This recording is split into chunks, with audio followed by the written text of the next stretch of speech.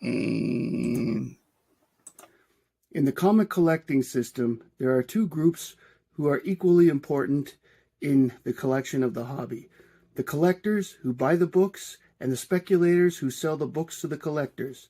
These are their stories. Hey everybody, welcome to the show. This is Matt here from Matt Likes Comics. I hope everybody out there is having a great week and had a great Thanksgiving last week for my American friends. Tonight we've got a very special guest in the house. We've got Hagan from Lettuce Comics. Hi Hagan. Hey Matt, how are you? What have you been up to lately since we last spoke? Well, like you said, it was Thanksgiving. And so I was partaking in the great American tradition of overindulgence and falling asleep while watching a football game. And then we had the ultimate American holiday, not July 4th, not Christmas, but Black Friday. And I went to my LCS and spent entirely too much money. And so I paid my patriotic duty, but that's pretty much what I've been up to. That is cool. We're going to take a minute here to say hi to everybody here. Hi, Susan. That's good to see you. Lettuce is here. Hi, K Munin. How are you doing, Andreas? I'm surprised you showed up tonight for the first meeting of the official Ferret fan club. All right. Oh my God. Hi, Lyle. Hi, Stephen. Yes, K Munin, your name sort of came up when I put them up there. Anyway, so we're going to begin by asking Hagan a couple quick questions about his collecting. So what made you decide to start collecting? What is it about comics that interested you? Well, you and I were talking a little bit before the show, and I've talked about this a little bit before, but my dad is an immigrant to this country. He was born in Manila, Philippines. And when he came here, his parents didn't speak English. My Lolo did. That's Tagalog for grandfather. But my Lolo did a bit because he was in the Navy. That's how they got here. My Lola did not. And so my dad was sort of the translator for them, but he didn't have a firm grasp of English either. And the way that he learned English was by reading Sergeant Rock comic books that he would buy at the Stars and Stripes convenience store. And he wasn't really a collector. He treated them like you would expect a kid in that time, like the 60s, to treat them. He bought them, read them, and then they like ended up in a shoebox somewhere and probably got thrown away. But he would tell me that as I was growing up, and I grew up in the age of comic book stores. And so instead of having to go to like convenience stores or like Ollie's or whatever, Dad would take me to comic book stores and give me like $5 or $10 and tell me to go hog wild. And so sometimes I would get stuff out of like the back issue bins. I didn't know that they were called back issue bins. I just knew that they were more expensive than where I normally went, which was the 50-cent or dollar bins. Because why would I get one comic book when I could get 10 to 20? Exactly. The typical child thought about it. It's like, yeah, absolutely. Well, this means more and therefore more reading. You know? Yeah, 100%. And so I would get comic books from, generally like the ones that attracted me were the 80s because they were the oldest that were in like those dollar bins. And I liked old paper. There's a distinct time period when comic books stop feeling like newsprint and they start feeling like modern comic books. And right about that time is where like little kid me stopped caring about them. Like I liked the older like papery stuff where you open it and it has that smell. I always really liked those. But yeah, my dad is the one who got me into comics. That is cool. My dad had also done it for me through my uncle. It was a different way, the big pile of Silver Age books. So it was a little different, but that's basically how I learned to read too when I was like 4 or 5. So, okay, so we're going to move to our first section of the show, which is called First Impressions. I'm going to show you 5 different covers, and you're going to make any remark that comes to mind, whether it's snarky or whether it's positive, whatever comes to mind. And of course, we invite the we invite the chat to do the same. Hi, Mike. Welcome to the show. That's Mike. That's really, really cool. I can tell you from like from the other side of that looking glass, like those moments are really important. And if you haven't done the give him $5, $10 and tell him to go wild, I would recommend doing it. I really enjoyed that as a kid. That's awesome. Yeah, no, my dad was my dad would take my comics and read them like at night. Mm-hmm. Like when I noted, and he tended, like me, he liked Superman and the Legion the most. So I mean, okay, so let us begin here. I'm going to do this. This book, first one, is called Christmas Caroline Annual 1. She is an elf from Santa's workshop who's decided she's not working there anymore, and that is a candy cane she's carrying. That's funky. It's like a blend between like old like EC Comics ish and then like a completely modern cover underneath that. Yeah, well, this is from the SP comic, the Source Point Press that was trying to look like EC for a little while. Mm-hmm. And that is there. Just the fact that there's blood. I don't know if you can see it or not, but there's blood dripping off the candy cane. I thought it was taffy. But this is one of my my priceless Christmas books. Next up, we have Legion of Superheroes 44 from 1987, I believe. 88, March 88. What is happening on this cover? Well, in the book, the two characters that are on the cover end up in a different dimension. The Starburst dimension, right? Yes, where it's mostly energy, not. I picked it because it's a pink cover. I love the color pink. Like I've got my water bottle here. It's all pink. I'm secure enough in my masculinity for that. But that's funky. Yeah. Quizlet's Quandary. Which one is Quizlet?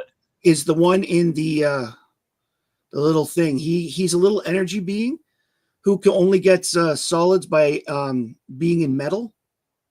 Okay. He has to make metal come together, and with the exception of his ship, very soon after he uses the metal and manipulates it, it corrodes and is no good anymore.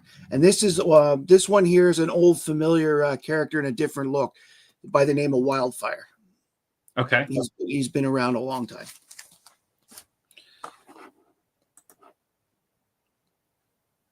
I would agree with that, K. Munin. Cool. All right. Next up, we've got Action. This is a recent book, as in it was last week. Action Comics 1077. You've got Superman yelling from the Phantom Zone and the rest of his family kicking around. I pulled this one out because I know you really like Crypto. I do really like Crypto. Ricky gave me an appreciation for the Super Dog. I don't know. How do you feel about that art style? Actually, I like this particular style. I've actually this is Henry is his last name. I don't know his first name, but it's got the signature C. Henry and it says Henry on the cover. So I'm not quite sure, but I do like it. It's better than some of the other art Superman has had in the past little bit. For example, This story is better than the art on the Supergirl second story. But, I like it very much. Supergirl's in her new outfit and all stuff. Now, this one I got because it looks ridiculous. This is Batman 274, where Batman is being slashed by a woman that's not Catwoman with her claws. I don't know. I don't know what to say about that. That's an unfortunate contusion that Batman has on his chest. He's poking out there, and she is. I'm guessing a competitive loser. Okay, the book is about This book came out in 1976, just before the Montreal Games, Mhm. and this book is about the Olympic Games of crime. Okay. And she's part of the Asian team. She's Indian, from India, and it's the Asian/African team that is trying to pull off a crime and get away with it. And Batman has managed to stop all of them so far, but he only in this book figures out that it has something to do with regionals and might be a games thing. Oh, hold on a second. Did you say the Asian and African team, like as Yes, they one mixed them team? together. Yes, they mixed them into one team. They mix the two largest continents together. Yes, it's 1976. Okay. Okay, sure. I mean, The past was a different country. The guy from South Africa is white and exactly what you would think a 1976 South African male would be like. Sure. White male. So at least there's a little accuracy on that. Brick Steve. Hi, Legion. Welcome to the show. Clayton Henry. There we go. Legion says it's Clayton Henry. That damn Superman finale. Okay. Woman, yep. Heat claws. They're actually similar. Okay. This is about 5 years before Cheshire came out, and they're similar to Cheshire in that there's a potential of him getting poisoned off the okay. The last one I pulled is from September 2006. It's Nightwing 122. I just liked the cover because it was dark, and in the bottom you've got Dick Grayson with a bloody knife. That's cool. I like that feels like a poster for an 80s action movie. It really does. It actually, the one it made me think of was that one of Will Smith and Lex Luthor, who Gene Hackman, where it's Enemy of the State, I think it's called, where they have the three across. And it would have been out before this movie, so I think it might have actually been a bit of an homage. Yeah. Well, that looks really cool, and I like the it's not accurate to real life at all, but I don't care at all. I like the white eyes in the mask. Yeah. Those are really cool. No Legion in this book. They're taking on these large brothers who are attempting to take over the entire underworld of at this point it's in New York. He left Bloodhaven by this point. So there's a running gag by the two of them. Is like, this isn't Cleveland. I don't know what that meant, but that's what they said to each other all the time. Okay, so that was First Impressions. Thank you very much. Next up, Hagan, we're going to ask, we all know you like Captain America, but what do you like besides Captain America? What do I like besides Captain America? I'm friends with a lot of different people who like a lot of different things. The person that I'm thinking of right now is his name's Jacob from Bone Claws Comics. Some of you guys might know him. He really likes. Hold on a second. Let me read this. I can't read and talk at the same time. Yeah. He really likes morally gray superheroes. He likes Punisher, Wolverine, Namor, and I don't. I don't like those. I like my superheroes and supervillains to be like pretty clear cut. I'm not a big DC reader. I like a lot of the DC characters, but that's not the wheelhouse that I fell into. But one character that I really like from DC is Reverse Flash. Yes, because he's a legendary asshole, and just so petty. Really, and the guy who played him on The Flash, Tom Cavanaugh, he's from Ottawa, my hometown here. Oh, very cool. I've got his autograph up on the wall here. Very cool. Right here. Oh, that's awesome. Yeah. He's I even know where he went to high school, and it's because we got chatting and we were talking about how because he was here till about 14, 15, and then he had left. His dad was an ambassador or something. So, but no, Professor Zoom / he's a great character. I think he might be one of Steppo's favorites too. Yeah. Well, I I do like sympathetic villains, like JSS is talking about Magneto. Magneto is I mean, in the originally he was absolutely 100% a villain, but now he's not treated like that, and I like how complex that character is. But I like I like my superheroes to be. I think John Winthrop said "shining cities upon a hill." It's a bit of a paraphrase, but you understand what I'm talking about. I like those like sort of paragons that we can all strive towards. Aside from like comic books and stuff, I love like Tom Hanks is my favorite actor. Show, Comic Collector Coach. Hey, Comic Collector Coach. Tom Hanks is my favorite actor. Forrest Gump's my favorite movie. Not to veer too far away from comic book stuff. But listen, to me, I may be primarily comic books, but to me, this is a pop culture channel. Okay. Yeah. You know, music, movies, you can bring them up, especially if they're comic related. Yeah. I aside from Captain America and comic books goes, like, there's evidence behind you of like some of my other interests. In the interest of not harming K Munan's I see you, JSS, give me just a second. In the interest of not harming K Munan's mental health, I won't actually say it out loud, but I like off the wall stuff. I like things that, like, I'll look through dollar bins, and if I've never seen something before, and it's just odd, it's just weird, like you wouldn't expect it to be a comic book. I love stuff like that. I've got I like the ridiculous. I like to see the comic in comic book. Yeah. That's why, like, I mean, my one of my best friends growing up had a whole bunch of the Flaming Carrot, and we just laughed our freaking head off at that. Yeah. So who is my favorite Batman actor? I would struggle to not say Christian Bale. I don't know if that's more because of Christopher Nolan's direction or Hans Zimmer's score. Like, honest to God, I have a music background. I went to school to be a music teacher. And one of the sticking points that I had with one of my professors is that he called Hans Zimmer a really good background musician. He made background music. And you listen to the Batman score or the Interstellar score, and you tell me that shit's background music. Oh, the music is a big part of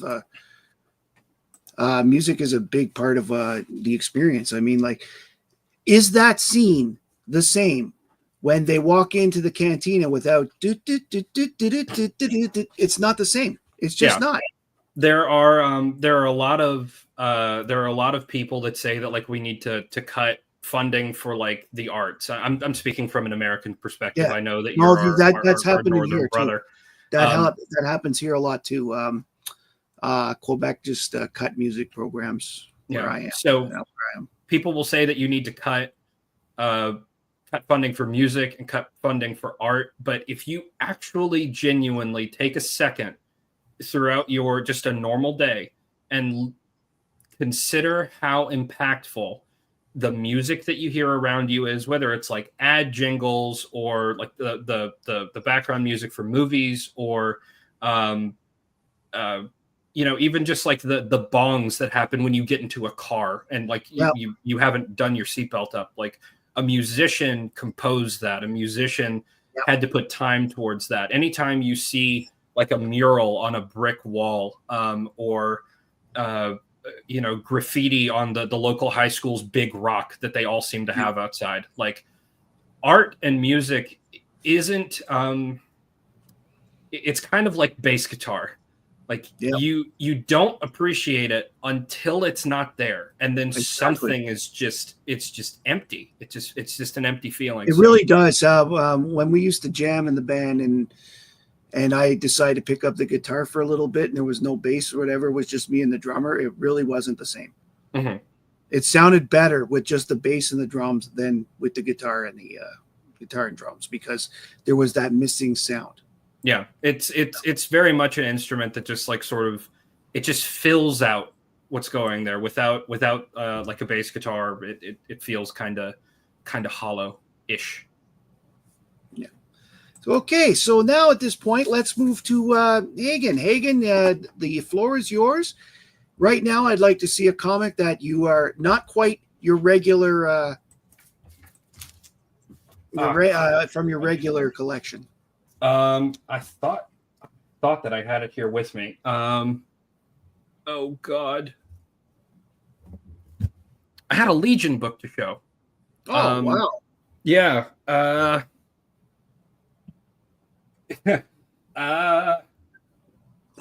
Can you give me like half a second? I think it's in this Of course. This wall behind me.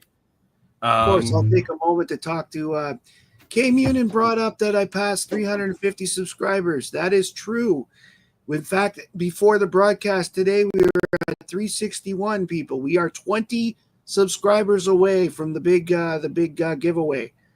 So hopefully that will happen soon. And I appreciate every single one of you out there that it's taken the time to subscribe and watch my content.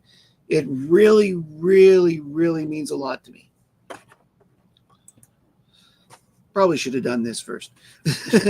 All right. There we go. Sorry about that, y'all. This isn't the exact one that I wanted to show, but I can't find it. But it works anyway. So this is Legion of Superheroes Millennium, Part 1 of 2. I found this and Part 2 in a dollar bin, and I'm not surprised. Well, just because it's in a dollar bin doesn't mean that it isn't great. I didn't. No. It's actually a pretty good story, but it's not. It's not one of those. It's not one of those type of like we must have this books. So yeah. Well, I read both of these, and the thing that I like normally about miniseries or one shots is that they're self-contained, and you get everything that you need within like the covers of the book. Now, obviously, like if you pick up a Superman one shot, you have to know like Superman. He's very strong. He's fast. He can do a bunch of different things, but you don't have to know really much further than that. Whereas like if you were to jump into the middle of Action Comics, like you might need a bit more background. This I was lost when I was reading this. But it was a time jumpy sort of yes. It was an interesting story, but I did feel like I was hanging on by my fingertips, very, very much so. But the reason why I got this is because you, Nate from Hollywood Comics, my husband, and Ricky from All Sorts of Words all love the Legion of Superheroes. As a matter of fact, I'm sure that within arm's reach of you is a Legion ring right now, if it's not on your person. It's on my person right now. Yeah. And so I feel like if you want to get to know somebody, especially in like our sphere, read what they like. Yeah. And try and I guess walk a mile in their shoes. Try and find out what it is about that thing that makes them tick, and you can end up understanding that person a little bit better. And Legion of Superheroes, to me, as like an uninitiated person, is just like a wacky, random ass hodgepodge of people. And I can definitely see how that's how that would be interesting to somebody. One of Kurt Swan's biggest complaints about the Legion was there were too many characters, that he didn't like to draw so many characters that he had to remember who was what and what they were wearing. Mm-hmm. So during a period in the mid of the adventure run, he actually convinced Jim Shooter to start writing stories with only 5 or 6 members at a time, just so that and it worked. Yeah. Yeah, so that he wouldn't have to There can be something to be said about like condensing a story down, but I know that we all love like JLA versus Avengers, where it's just George Perez in a giant ass splash cover, and you've got all Perez these things coming together. Crowds. He loved it. I remember sitting in his panel at the Ottawa Comic Con where I got to meet him, and he was going on about how he loved the more characters, the better. He loved Crisis for that. Especially, he said, especially issues 5 and 9, because they had the biggest crowd seats. You know, Yeah, well, in the case of 5, it was just heads in the background, but still, it was like he got to do everything he liked. He liked drawing different people and putting in all that stuff. yeah. Okay. As far as crowds go, George Perez is one of, if not the best. I certainly can't think of anybody off the cuff better than him. Apart from his new Titans work, his covers for the Justice League of America in the early 80s were just, I love them. All right, let's take a look at 5 books that you really like. 5 books that I really like. So we'll end with a slab as a little treat. And so let's do this.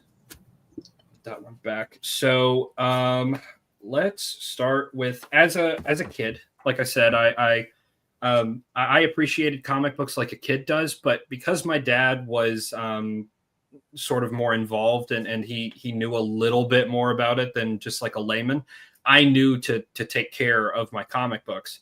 I did make an exception to that though, and that is with stuff like this. This is opening shot. It's the Civil War sketchbook. I have a bunch of different versions of, or I have a bunch of different of these kinds of books, sketchbooks for like big events.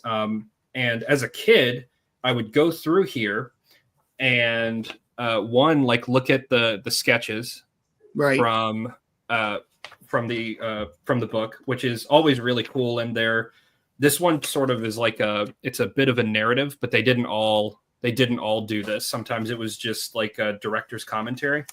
Right. But I would take this and go to my grandmother's dining room table,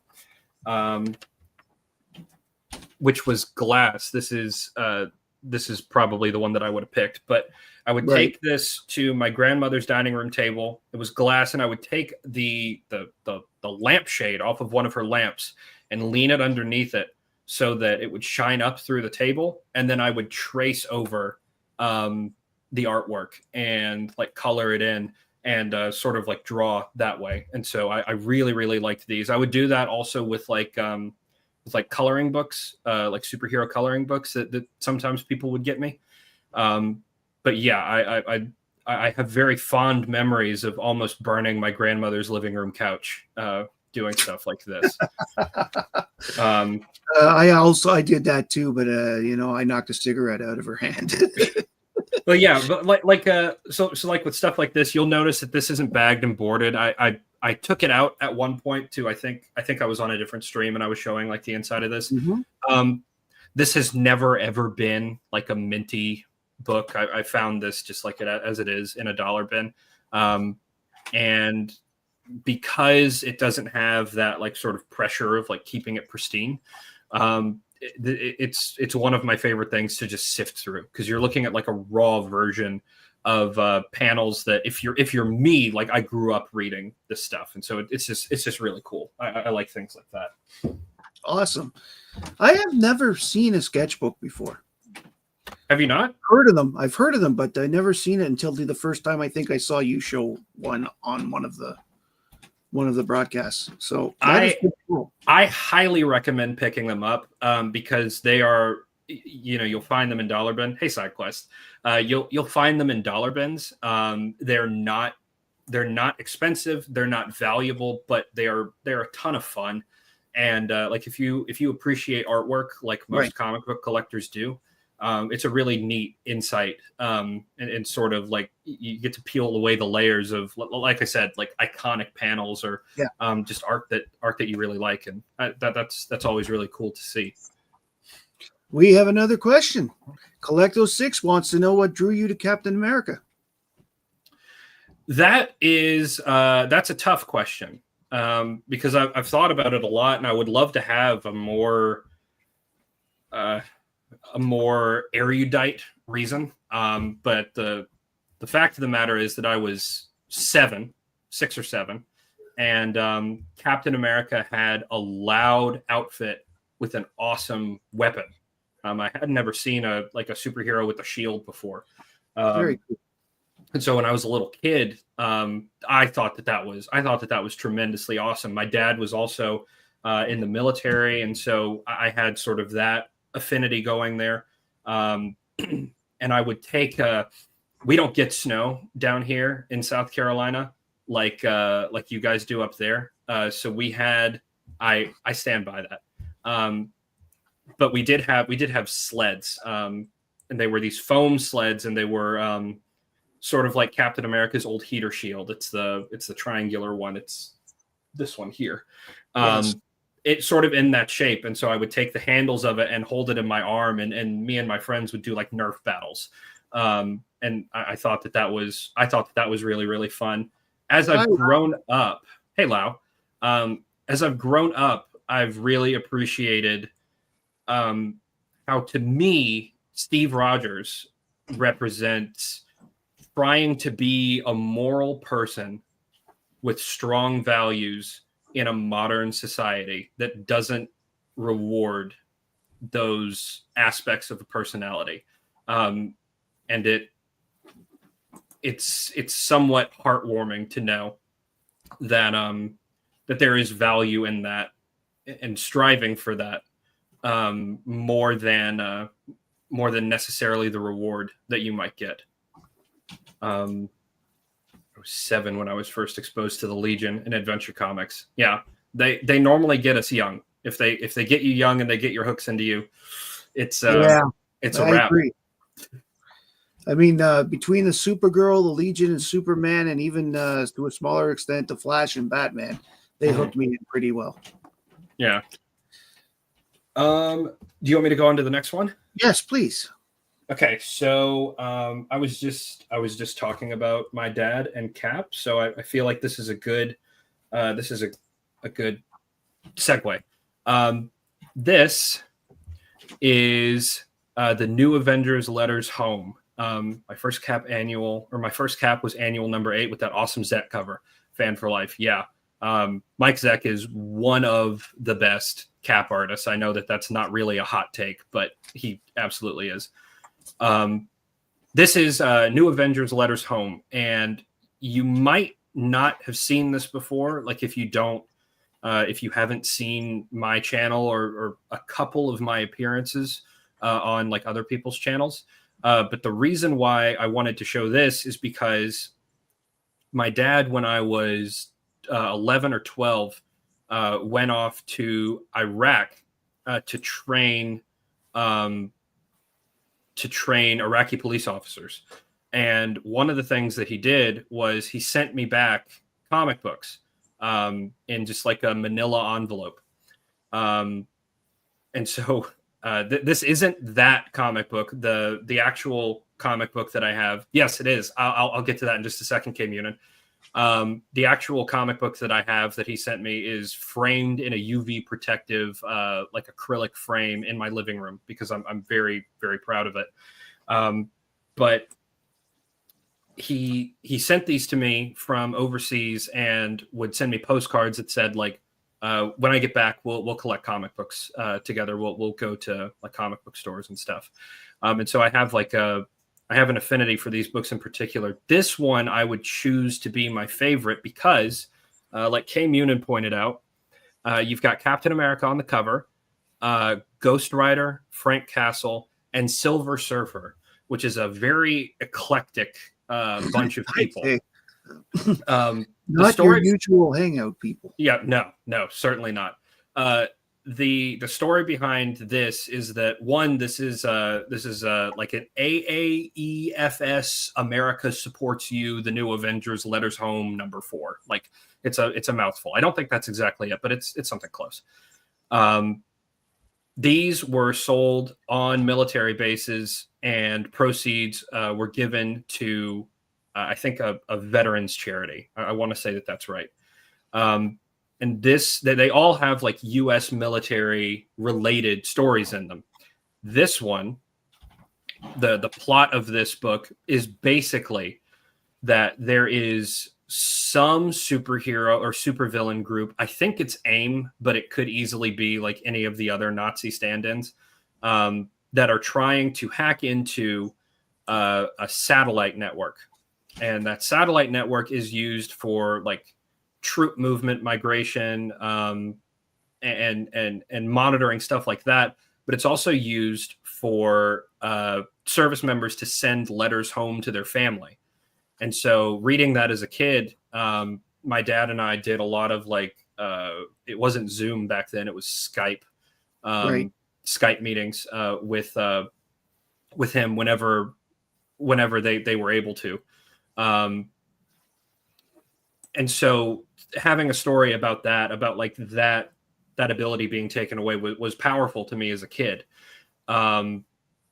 Eclectic is the word I was thinking of. Can't see either Punisher or Ghost Rider in the Avengers. Silver Surfer I can see to an extent. Yeah, you're absolutely right. Punisher and Ghost Rider don't really fit in, especially not if Cap's on the team. But in this in the story, Steve Rogers, Ghost Rider, Frank Castle, and Silver Surfer all send letters home to their family to help test this network, right? And so they each have different colors. And all through the book, you hear from Ghost Rider, you hear from Silver Surfer. He's talking to his family on, I'm blanking on the name of like his home planet, but Right. he's talking to his family. And then the book ends with, I'll actually take this out. The book ends with who you assume is Captain America talking about loss that he's experienced and things like that. But it turns out that it's actually Punisher. Whoops. It turns out that it's actually Punisher who's the one that's talking. Yeah, so Wow. this is the last page of the book. Sorry for the Bose ad, not sponsored.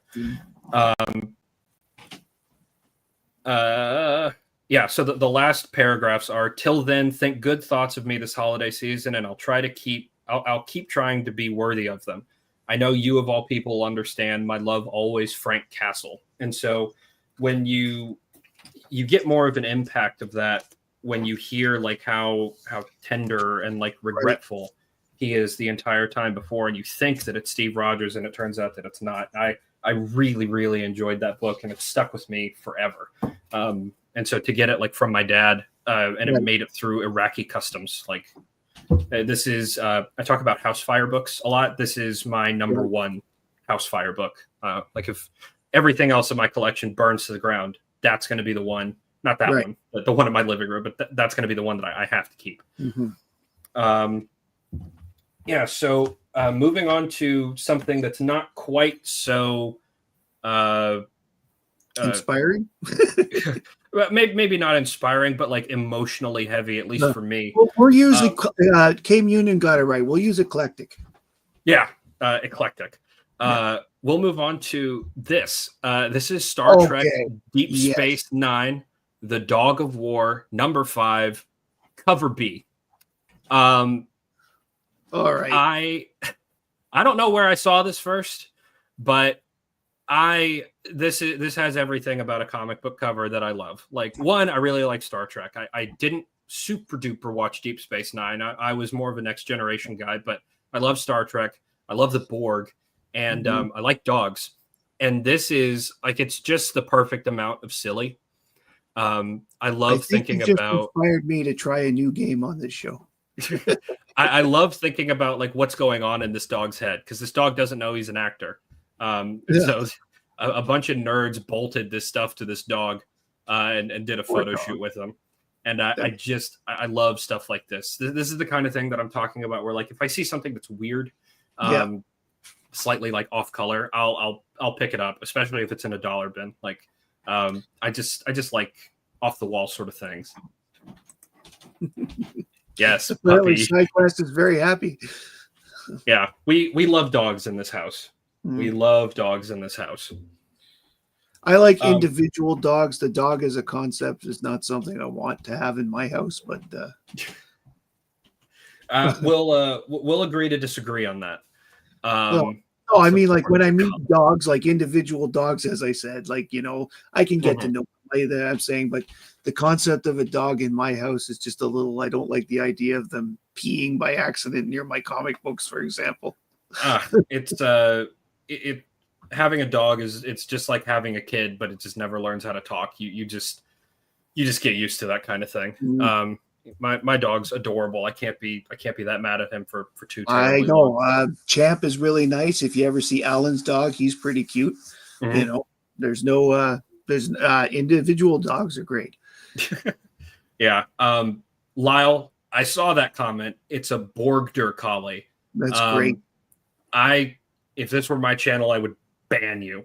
That's awful. On my channel, this is perfect. We go for dad jokes all day, every day. Absolutely. Next up is this. This is Dell Combat. I think this is number 37. That's a nice looking book. Yeah, I'm a very simple person. I like comic books with planes, tanks, and ships on the cover. If it's big and it makes me feel like my beard's growing, chances are I'm gonna think that it's pretty cool. And this is definitely one of those. This is a reprint of Dell. I think it's number 1, Combat number 1. But I found this at a flea market for like $6 or something like that, which, like, for a 12-cent comic book, I don't really think you can go wrong with. For a nice Dell like that, that's beautiful. Yeah, and it's you can't super see because my my webcam is $30 and from China, but it's a little bit beat up. But I like books with character. Right. It's lived a life. You know, if I see a book from 1940 and it's a 9.8, like, I feel kind of sad because that means that, like, the kid that bought it never read it. It hasn't been read since then. Like, it deserves to live a life, you know. And this book has lived a life, and I now I can appreciate it for that. And right. It's like it's such a good, like, painted cover. What? Okay. Here's my theory about comic books. There are so many good books out there. The problem is there's a lot of not so good ones, and there are so many in general that is so hard to be able to find the time to read them all.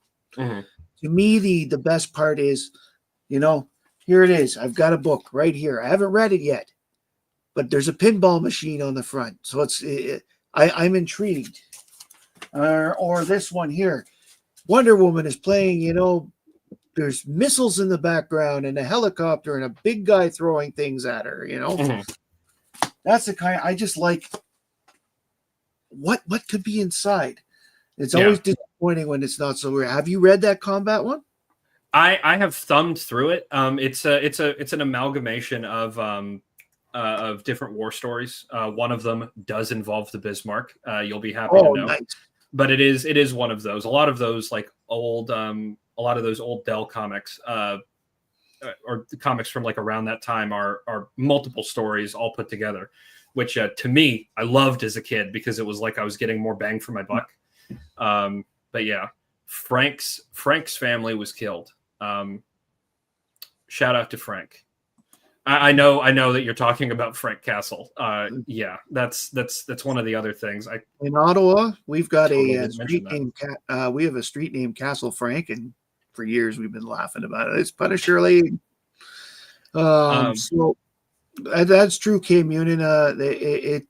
Even recent stuff is hard to do. Just look at trying to get that particular zombie tramp for a certain friend of ours.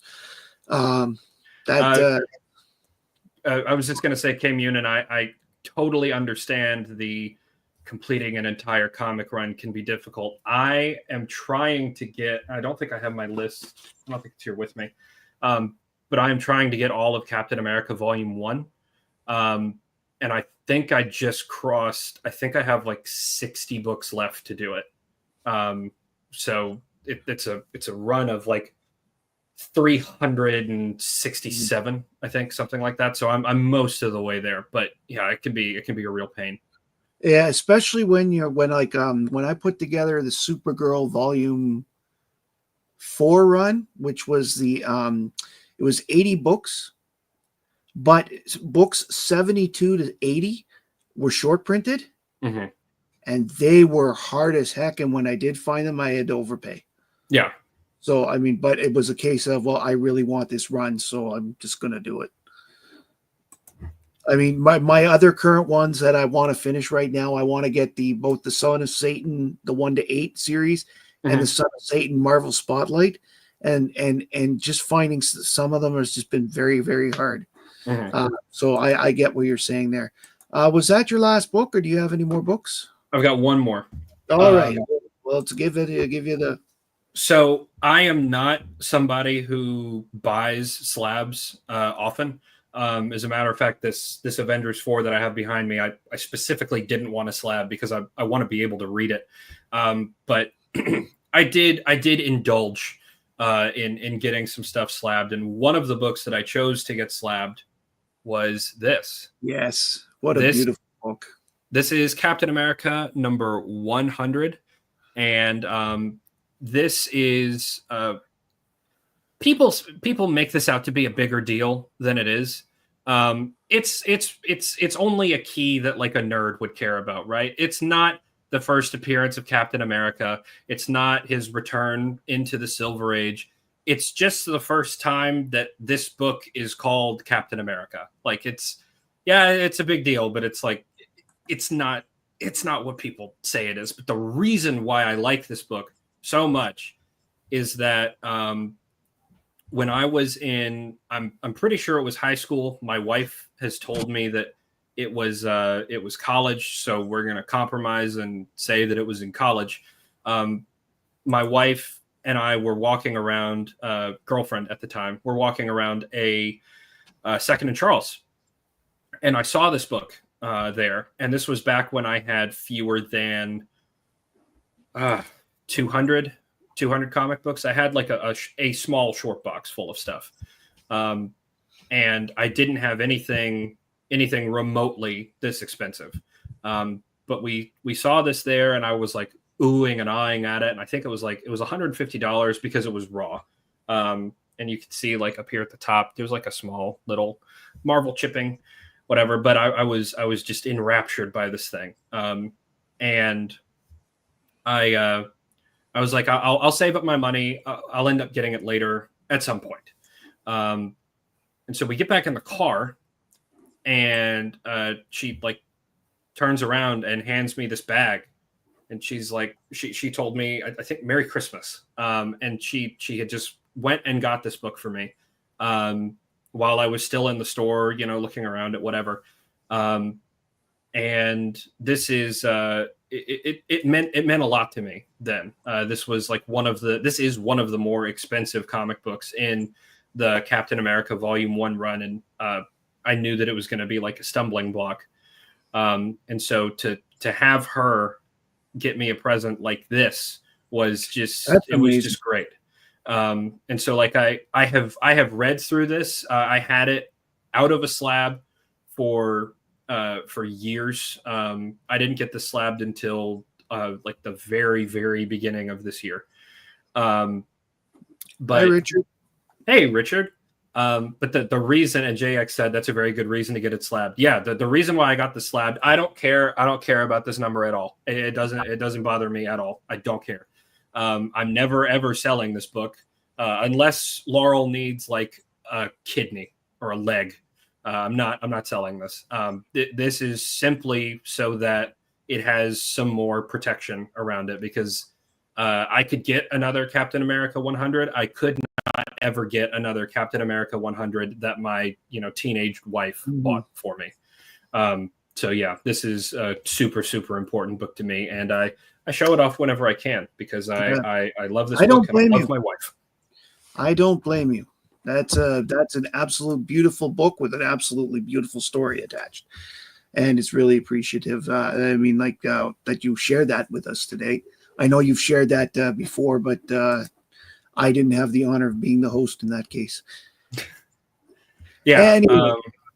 Yeah. I like I said, I love any excuse to bring it out. So thanks for that. Okay, we're now going to move on to our final feature of the night, the comic book trivia. And of course, as always, I invite the chat to sort of chip in if you know the answers to the question. Hagan, as the guest, I ask you to ask the first question. Yeah. So I am not a comic book, like I just said, I'm not a slab collector, but I'm fascinated by some of the trivia surrounding it. So, what was the first comic ever graded by CGC? CGC. What has the 000001 serial number for CGC? And bonus points if you know what the grade was. Oh, I certainly wouldn't know the grade, but I'm pretty sure it was either. Can I have two? Sure, 'Cause hedge your bets. I'm pretty sure it was Action 1 or Superman 1. Okay. That's my answer. I'll go Action just to be on the safe side. I'm seeing JX says Action 1 and a 1.0. Richard has no idea. No problems at all, Richard. I didn't know before I looked it up and got curious. I'm gonna wait just a couple more seconds to see if anybody else has any ideas. I will tell you right now that it's not an Action 1, and it's also not a 1.0. Lyle, stop. Lyle, that is so funny. Lyle. I'm sorry. That has got to be the most impactful dollar I've ever spent. Yes, like it's turned into this thing. It really has. And I'm happy about it. I'm kind of ashamed, but I'm happy. I have seen somebody make the comment. It's kind of like a ferret comic when you just find it in the dollar bin, like on another channel. It was I just can't remember who it was. That's great. but no, it wasn't a ferret comic either, Lyle. The very first comic ever graded by CGC was Walt Disney's Comics and Stories number 1. Number 1. Okay, yeah. And it was graded in an 8.5. And the person who got it back, said that it should have been a 9. So people have been upset with CGC forever. Okay. I don't know that that's true. But I like to think that it is. I think it would have been Richard because they're in their ad they had the Walt Disney Comics and Stories, and I should have realized that like the second he asked the question. I remember I had the Overstreet with the first CGC ad that I saw in it, and it was kind of. By the way, I'm a big fan of Overstreet. In case you've never known that. Yeah, well, you and I both have a vested interest in that. So no, this predates knowing Steven. I mean, like, oh, does it? Yes. So why are you a fan of Overstreet then? Because I like the history. Back not as much today, but they used to put a lot of really good articles in the beginning, like interviews with, for example, Bob Kane had an interview the year the Batman movie came out. That was like 20 pages. Like that's how I used to get my side knowledge before the internet. Mm-hmm. And going through was how I would learn what the keys were and what to look for. Yeah. I didn't take the prices to heart. I just used them as okay, so I sort of need around this much money kind of thing. But that's interesting. I just hadn't ever heard somebody say like I am a fan of this price guide. So I was curious. I'm a big fan. Yeah. Okay. So my first question. This one was inspired by the Action Comics I showed earlier in First Impressions. Which actor from Superman the movie starred as Chancellor Valorum in The Phantom Menace? Chancellor Valorum. And you can give either the character name or the actor's name. Oh man, I know his name.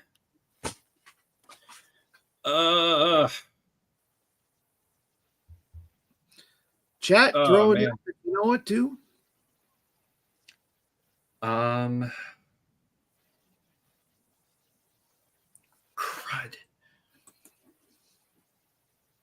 If you hadn't asked, I would know his name. Not Bob Iger, not Jar Jar Binks, not Kathleen Kennedy.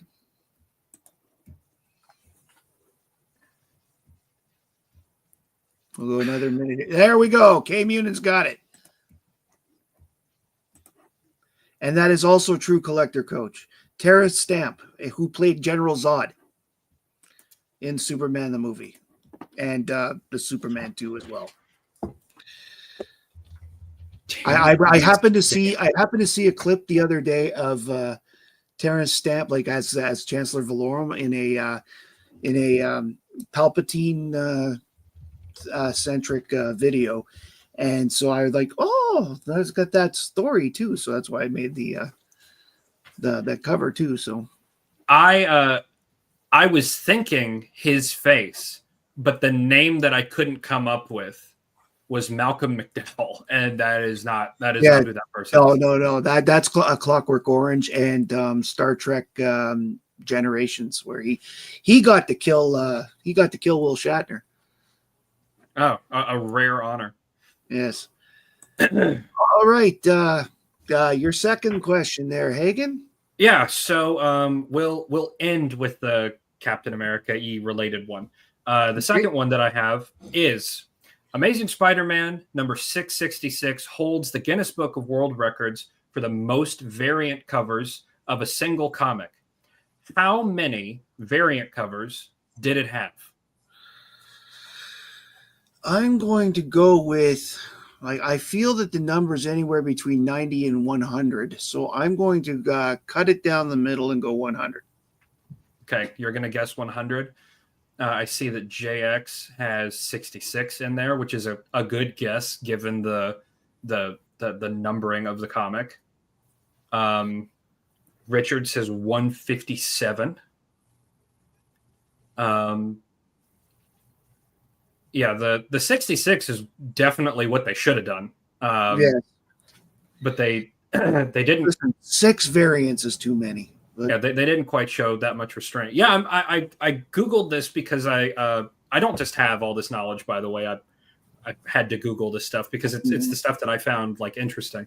But I Googled this because I'm not a big variant collector. Like I didn't get mad, but I asked my comic shop to not give me B covers because I just want the cover A.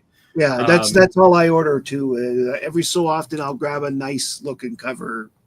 Yeah, but I do feel like I have to have the A cover. Like I'll get the A, and then like if it's a really nice variant, like I'll get the B cover. But yeah. So we've got, like I said, we've got JX here with 66, Richard with 157, Lyle with 88. TMNT just had 120 something. And yeah, so the number of variant covers that Amazing Spider-Man number 666 had was 145. It had 145. So if you want to talk about just who was closest, it was Richard. But if we're talking like Price is Right rules, Lyle took that one home. But still, 145. And as of the time of the article that I read, the runner-up was Godzilla Kingdom of Monsters, which had 41 fewer. So it had 104. Wow. But it's looking like I had that one because any comic store could order one and have it done. Because I actually had my comic shop at the time. I had their variant when I bought one. Wow, it's insane. I mean, how do you find artists, pay them, and make any money off this? It's an ASM book. I'm sure people wanted to do it. It's like work. It's like doing voiceover work for Disney. That's true, I guess. All right. This is probably easy for you, but I wanted to have a Captain America one. And I really didn't want to get everything that was too big, so I went with this. Okay. For a brief period in the 1970s, Captain America was known as... I'll wait to give other people a chance to answer. But yeah, I do know that one. And as a matter of fact, his first appearance as that character was too expensive for me to get as a kid, but it was not too expensive to get a cover that had like highlighter and permanent marker all over it. So that's the version of that I had. We've got 2 people here with the correct answer is Nomad. Yep. Nomad. Yeah. With Bicentennial Man. I don't I don't think so. I think that was Robin Williams, or as you could say, Mork from Ork was known as. All right. Thomas O'Donnell said swinging Steve Yes, Rogers. I And just see that. Hi, Thomas. We haven't yeah, seen you yet tonight. We haven't said hello.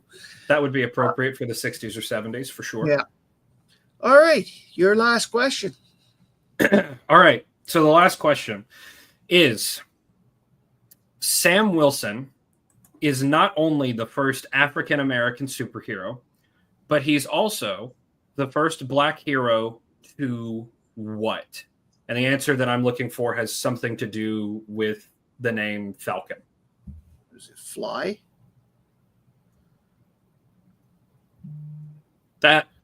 That might be true, but I'm thinking in a more like historical context. Well, he would have been the first Black Avenger. But we'll say talk to animals, talk to birds. I don't know much about the Falcon, honestly. Okay. That's totally fair. And Richard gave me the idea too. So I knew that you stole it from him. Cap 180, if I remember right, Collector Coach, I think that's right. I think it is Cap 180. Fly, that could absolutely be true. This is a really poorly worded question. I just really wanted to share a fun fact, really. Yeah. Talk with Animals, be main character, first black mainstream comic character. He's not the first black mainstream comic character. That was Black Panther. That's why I said African American character, because Black Panther is full on African.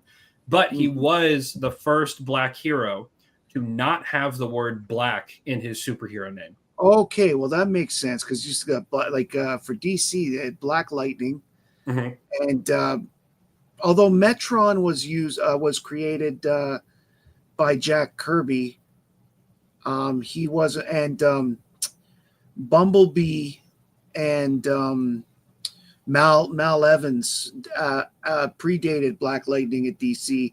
They were minor characters in the New Teens Titans, so.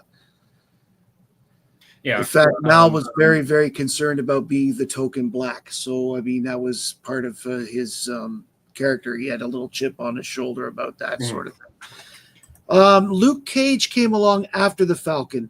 The Falcon was what, 1969? 1970? Yes, 1969. Yeah, so Luke Cage was 1972 or 3, I believe. Yeah, and Luke Cage, Power Man. Yeah. No apologies, Brooklyn. But I like sharing that fun fact. Because we're all here to learn. I liked that. I liked that about his character. I like that he wasn't like, and they even make a joke about it in the Winter Soldier TV show. It's like he's not Black Falcon. He's just Falcon, and that was he was just presented that way. And I really am a fan of that, especially from. 1969. And DC took advantage of that and created the character Black Falcon on the Super Friends show, who has never been in comics, with Apache Chief or El Dorado, for that matter. Any of those ones from the Samurai that they made from the 70s. It was. Yeah, can't imagine why.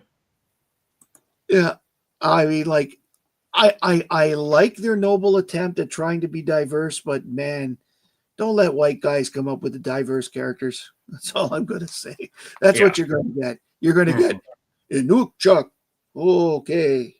I can grow. All right. I'm done. What am I going to do? Stupid Family Guy. All right. My last question has to do with. Don't. You don't have to.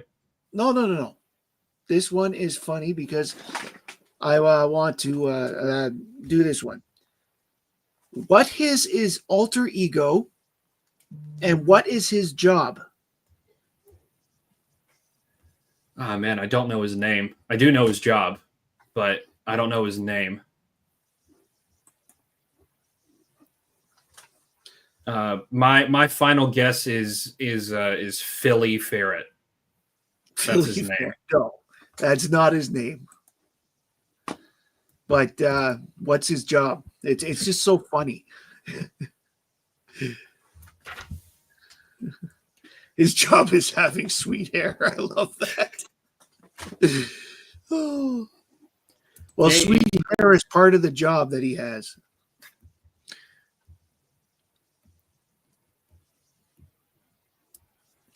There we go, K Mutant. All the people who are going to answer was Andres. Man. He is correct. K Munin, why do you know that? Is my question. I'm sure he just looked it up just to get off, get the question answered and done. That's absolutely possible. That's so brilliant, though. He's absolutely right. JSS. Okay, oh no. Oh, I'm so that's sorry. great. Andreas, you know how we tease Alan about, I have that and all that stuff. This is what we teach you. Oh, there we go. Well, you know what? More power to you, Andreas, because there's a lot of people that would say that without actually reading the books, because they'll just say, "Oh, I heard that it sucks." I have to more tell you respect something for about that. What? I have to tell you something about that really quick. All right, go ahead. My dad and I were driving to Thanksgiving dinner, and for some reason he started talking about Atlas Shrugged, and Ayn Rand. The book. I'm guessing.